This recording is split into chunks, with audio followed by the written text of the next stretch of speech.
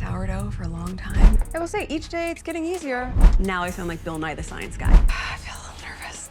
Please don't go over. This is literally me. The entire time, I'm like, I got it. We got it. I feel like I should not be wearing a sweater. Now I sound like Bill Nye the Science Guy. I don't know if I'm gonna get down to an eighth of. I haven't seen her in almost 20 years. My rolling, and not so much. Now I sound like Bill Nye. Okay, let's talk about episode 2 of With Love, Meghan, because wow, this episode didn't just show us Meghan baking bread. It ripped the curtain wide open and exposed her biggest weakness as a host. And let me tell you, it's not her burnt cookies and it's not the fake BFF vibes with her celebrity pals. Nope, this is way, way worse. Picture this, Meghan, all alone in her shiny kitchen set. No celebrities, no backup, no one to fill the awkward silences. Just her, a lump of dough, and a camera, and within minutes, it was obvious she couldn't carry the show by herself. The energy, gone, the charm, nowhere to be found. She crumbled harder than that stale sourdough crust. For almost the whole episode, Meghan had to perform solo. And instead of giving us cute, confident, domestic goddess vibes, what we got was a rambling mess. Watching her was painful, like waiting for someone at karaoke who forgot all the lyrics but refuses to leave the stage. This wasn't authentic vulnerability. It was proof that Meghan only works when famous people are there to make her look good. And that right there, that's her fatal flaw. Not lack of knowledge, not cooking slip-ups. Her weakness is who she becomes when there's nobody around to validate her. Alone, she's awkward, shaky, and unwatchable. And by the end of this episode, the cracks in her persona weren't just showing, they were screaming. The first red flag, that endless sourdough scene. 10 whole minutes of Meghan measuring flour, muttering to herself, and pretending it was riveting TV. Real hosts know how to sparkle solo. They keep energy high, they connect with the audience. Meghan? She looked like a nervous YouTuber filming their first video in their mom's kitchen. We are making starter for sourdough. We have to gather our ingredients. Rye, flour. And listen, her delivery was flat as day-old soda. No charm, no warmth, just dead-eyed instructions. Instead of making us care, she sucked the life out of the room. Then, to make things worse, she tried to fake drama around the simplest tasks, like weighing flour. Seriously? As we know with baking, the specificity of measurements is a real thing. That line was supposed to sound intense, but it came off condescending, like she thought she just revealed a state secret, when in reality, every 12-year-old with a cookbook already knows it. Viewers didn't feel impressed, they felt insulted. And then came the sourdough starter fiasco. She started talking to it like it was her baby. Yes, she actually called it she. People weren't laughing. They were shifting uncomfortably, wondering if they'd accidentally tuned into someone's therapy session instead of a cooking show. This wasn't quirky, it was unsettling. A real host knows how to blur the line between personal and professional gracefully. Meghan blurred it like a bad Instagram filter. But wait, it gets worse. Meghan tried to shift gears into science teacher mode. She launched into this whole explanation about rosewater, delivering it like she just crammed a YouTube tutorial the night before. And then, she compared herself to Bill Nye the Science Guy. Cue the cringe. Real experts don't need to compare themselves to kids' TV hosts because their knowledge shines on its own. Meghan's comparison only highlighted how fake and rehearsed the whole thing sounded. From there, the episode spiraled. Meghan kept trying to convince us she was an authority on things she barely understood. It wasn't expertise, it was performance. She admitted she avoided sourdough because it stressed her out, yet here she was playing teacher. I've avoided making sourdough for a long time. It is a very lengthy process. No, sourdough is a labor of love or stress, depending on how you do it. Think about that. She's admitting she can't handle the process, while simultaneously acting like she's qualified to guide us through it. That's not confidence. It's hypocrisy dressed up as content. As we know with baking, the specificity of measurements is a real thing. Her tips weren't tips at all. They were things so basic, most viewers probably learned them from their grandma, but she delivered them with the forced swagger of someone pretending to be an expert. The peak of this fake expert act came with her rosewater demo. She dragged us through an overcomplicated science lesson, spewing details like she was memorizing from flashcards. It was stiff, fake, and painful. So all of that steam from the bottom is going to come up, hit the top inside of it, and push it back down and force it into being water.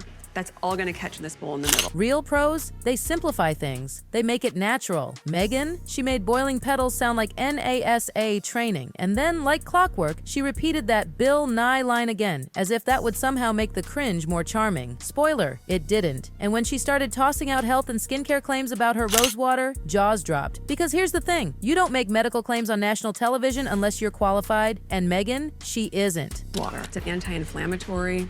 It can take redness out. It tones the skin as well. A thing of beauty. That crossed a line. Real experts tread carefully. Meghan, on the other hand, handed out beauty tips like she was passing around free samples at Sephora, reckless, unverified, and frankly dangerous. And then came the so-called life hack moment, using a straw to keep necklaces from tangling. Groundbreaking? Please. That trick has been around for decades, yet Meghan delivered it like she just invented fire. One thing that I think probably drives a lot of us crazy is when you have necklaces all tangled up.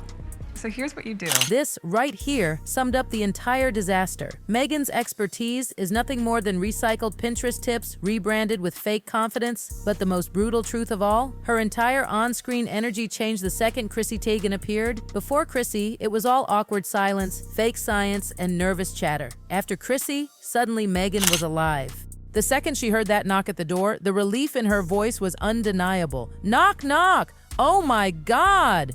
Hi! She lit up like a Christmas tree because finally, she didn't have to carry the show alone. And yet, even then, the collaboration felt thin. Chrissy's visit wasn't some epic team-up. It was a cameo, a pit stop, and even that tiny bit of interaction made Meghan's solo performance look like a disaster in comparison. I heard you like Thai iced tea, and I made a little boba this morning. I've never had it in a home before, though, so. You could see Meghan scrambling, trying to impress Chrissy with her special knowledge. But Chrissy? She just smiled politely. No awe, no excitement, just the kind of nod you give when your neighbor brags about their new lawnmower. When they actually did activities together, things clicked. Suddenly, Meghan had personality, energy, banter. But the moment Chrissy left, back to lifeless solo drudgery. The contrast was brutal. Wait, I couldn't guess how much 113 grams is. No, it's very hard. That brief spark of natural energy with Chrissy only made it more obvious. Meghan cannot generate that spark on her own. This is the perfect day. And let's be real, Chrissy barely got screen time. On most cooking shows, the guest is front and center. Here, Chrissy felt like an afterthought squeezed in between Meghan's awkward monologues. Her quick exit drove the point home. Chrissy wasn't part of the journey. She was just a guest passing through, and without her, Meghan was back to drowning. The celebrity guest dependency problem wasn't just a little hiccup. It was a full-blown crisis. Episode 2 made it crystal clear that Meghan cannot function without a famous person beside her. Without that external validation, she's exposed. She's not the host with wisdom and charm. She's a shaky figure desperately trying to fill silence with half-baked expertise. And it gets uglier. When Chrissy showed up, Meghan tried to spin a friendship story straight out of a Hallmark reunion. And wow, was it messy. She actually told viewers they hadn't seen each other in almost 20 years, then in the same breath claimed they reconnected a couple years ago. Wait, what? So, which is it? Did they not see each other for 2 decades, or did they reunite years back? The timeline collapsed in seconds, but it was deliberate. She was trying to milk the emotional reunion angle, even if it meant twisting facts like a pretzel. And when they reminisced, it was obvious. They weren't lifelong friends. They were colleagues from a show 2 decades ago. That's it. And Meghan hyped this brief overlap like it was some epic shared journey. The reality? Chrissy described herself as a backup option back then, hardly Soul Sisters material, yet Meghan spun it as destiny. And then came the most embarrassing part. Meghan tried to claim she predicted Chrissy's fame, as if she had some sixth sense about it. "I left the show and a year later you were on the cover of Sports Illustrated," she gushed. "No, Meghan, that wasn't clairvoyance, that was luck. You brushed shoulders with someone who went on to make it big.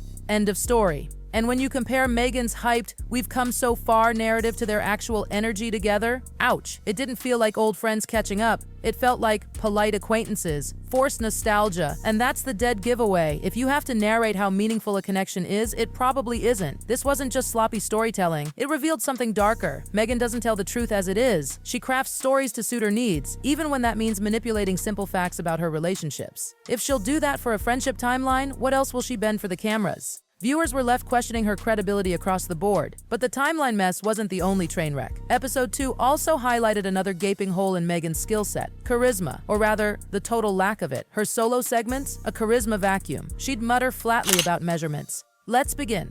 113 grams, like she was reading a shopping list. No sparkle, no warmth. Real hosts know solo segments demand extra energy. Meghan drained it instead. Even when she tried to inject excitement, it was forced. "Oh, this closes without going over. It's like the Price is Right cringe. That's not charisma, that's desperation. Real charm doesn't need to piggyback off pop culture references." And the worst was when she tried to create suspense over, get this, water temperature. "I feel a little nervous. Please don't go." She said that about sourdough starter water. It was supposed to be dramatic. Instead, it was secondhand embarrassment galore, and the moment Chrissy appeared, Meghan's energy flipped like a switch. Suddenly, she was alive, playful, enthusiastic, which only proved the point. Without someone else there, she's charisma-free. With a guest, she feeds off their energy. Alone, she deflates. And then there was the complexity obsession. This was wild. Instead of keeping things simple and relatable, Meghan went out of her way to complicate everything. The rosewater demo was the worst offender. She dragged out bowls, baskets, steaming contraptions, ice like she was setting up a science lab. And when you put the lid on with the ice, the steam condenses and blah, blah, blah. Girl, it's rosewater, not rocket fuel. Real experts simplify. Meghan complicated. Why? Because she wanted to look sophisticated, except the effect was the opposite. It screamed insecurity. She thought complexity equals authority. But to viewers, it looked like she just memorized some tutorial and was overcompensating. With flower pressing, Meghan ditched the simple DIY book trick and hauled out fancy equipment. Jewelry making, she turned it into a UV resin production line. Always overcomplicating, always pretending. Then came the personality act. Cringe quips like, "This is literally me." Bizarre ricotta metaphors, even baby talking her sourdough starter. Quirky, number, awkward, absolutely. Her pop culture reach, "Now I sound like Bill Nye," only made her look more unnatural. And the second Chrissy walked in, all those fake quirks disappeared. Proof they weren't personality at all. They were props. Episode 2 ripped away all excuses and exposed Meghan's hosting incompetence. The pacing was a mess, her energy flat, and she couldn't hold attention for 5 minutes. So, the moment of truth, she whispered about baking bread. But instead of suspense, it was awkward silence. Real hosts make you feel the tension. Meghan's drama felt hollow. She broke immersion by complaining about her sweater, over-explained like a nervous student, and froze when things went wrong. Viewers forgive mistakes but not excuses. By the end, the episode fizzled with her generic, "This is the perfect day." Amazing empty words, zero payoff. The truth? Meghan has no charisma or authenticity when left alone. Her entire brand leans on celebrity scaffolding, and without it, she collapses. And this is only episode 2. So tell me, what was the worst cringe moment? The baby talk to sourdough? The science lab rosewater? The life hack necklace straw? Drop your pick below, because this disaster is only getting started.